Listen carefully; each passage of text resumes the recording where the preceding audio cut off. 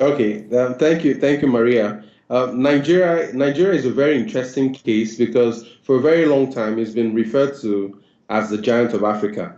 Now, it deserves this name in every single right because it has the largest single population of people on the continent. It's the Mm. largest black population in the world with 180 Wow. plus million people.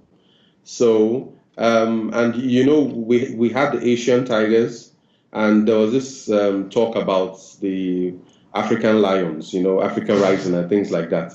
And for a very long time, South Africa was the leader, the economic leader on the continent. Mm-hmm. Interestingly, 2 years ago, Nigeria took over that position.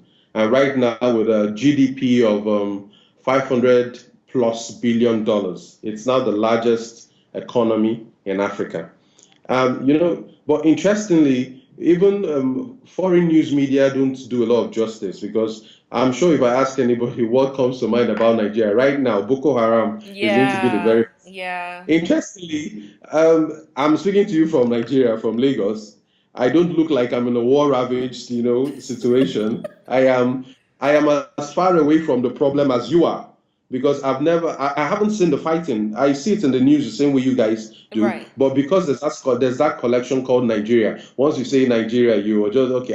Man, what's going on with Boko Haram? I don't even know who they are. I haven't seen them before. Things like that. Wow. But the most interesting reason why Nigeria is hot is because a lot of people have had concerns because of the political landscape.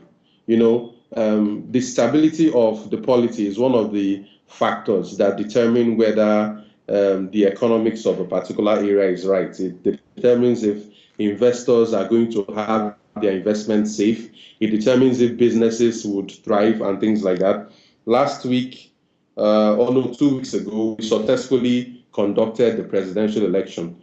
There was this rumor, they said the CIA made some projection 10 years ago that in 2015, Nigeria would disintegrate, Nigeria would collapse, like there would be a war. Why I call it a rumor is because I didn't see anything Right. like that. But somehow there was a truth to that rumor because it was so tense 2 weeks ago that we actually thought the country was going to split into pieces.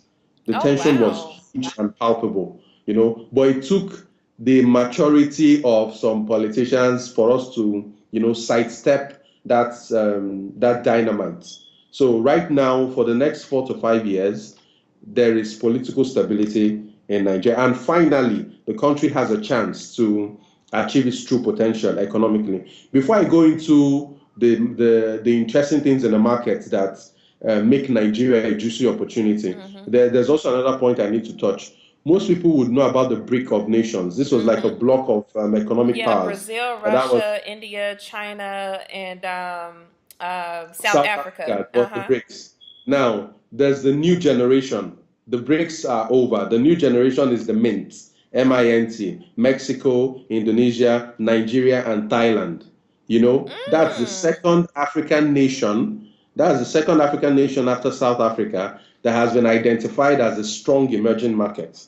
Now, this has been in the public domain for 2 or 3 years, even before this election. Now, imagine the boost the economy would get from the stabilized Mm-hmm. polity. Now it's huge. Now, okay, let's go into the market.